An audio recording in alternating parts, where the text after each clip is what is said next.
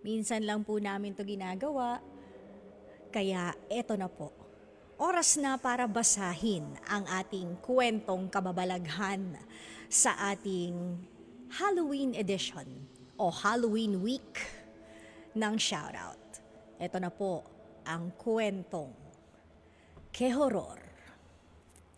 Ang ating episode ngayong gabi, ang pamagat po nito ay ang panaginip.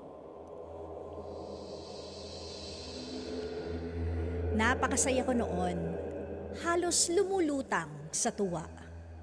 Nakalive ako ng 1 linggo at sa wakas ay matutuloy na ang pinapangarap kong sagada escapade kasama ang BFF kong si Liza.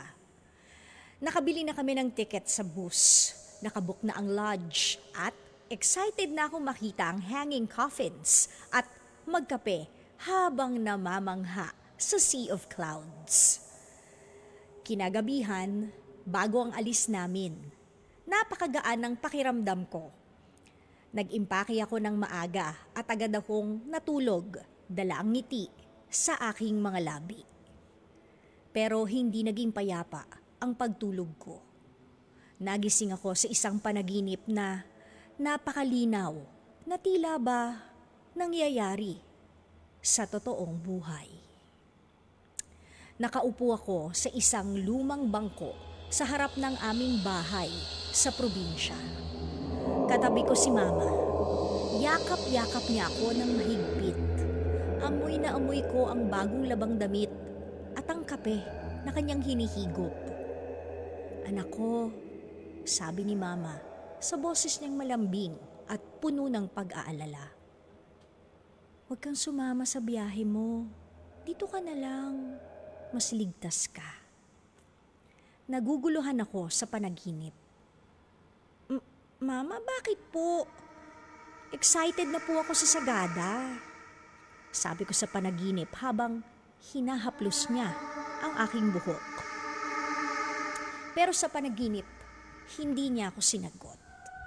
Patuloy lang niya akong niyayakap ng mahigpit at sa bawat paghigpit ng yakap niya, parang may malamig na simoy ng hangin ang dumadaloy sa akin.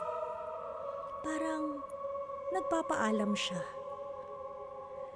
Nagising ako kinabukasan na may bigat sa dibdib.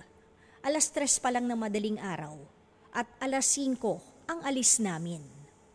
Pinagpawisan ako ng husto at kahit anong pilit ko, hindi ko maalis sa isip ang panaginip.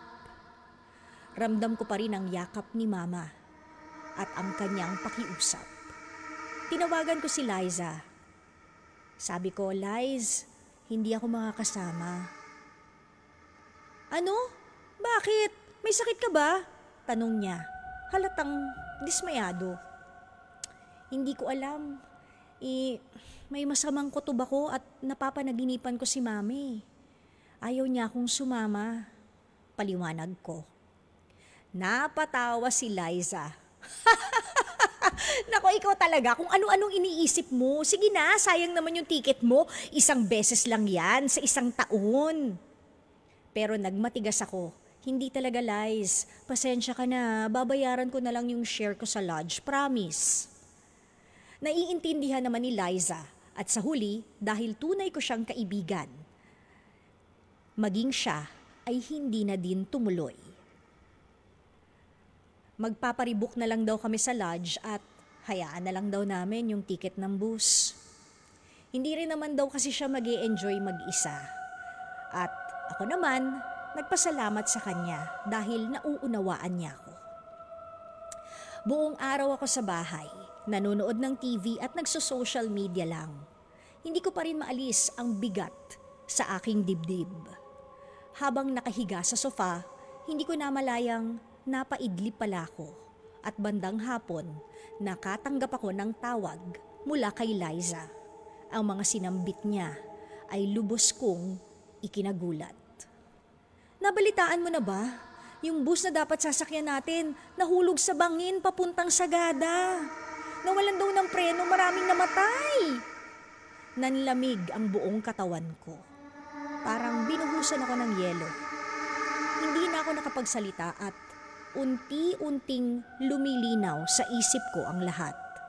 Ang panaginip, si Mama, ang yakap niya, ang kanyang babala at ang malamig na hangin. Nabalitaan ko kinabukasan na halos walang nakaligtas sa bus na nahulog sa bangin. Kung sumama kami, malamang kasama rin kami sa mga casualties. Dahil sa panaginip na iyon, naligtas kami ng BFF ko. Ngayon, eto ako, nakasakay muli sa bus, pauwi sa probinsya, para dalawin si Mama na 3 taon ko nang di nabibisita sa sementeryo. Mga kapatid! Dito tayo sa totoo. O, yan yun yung boses. Pagbigyan nyo na, minsan lang naman yan. Siyempre, dito tayo sa True FM, hindi ba? Like, share, subscribe, follow ang ating mga social media accounts, ha? At True Network PH. Yun lang ang keyword na hahanapin nyo. TRUENETWORK PH. O, like, share, follow, subscribe para bongga talagang levels natin sa FB, sa IG, sa X na dating Twitter, sa YouTube and TikTok, pati na rin sa mga podcast.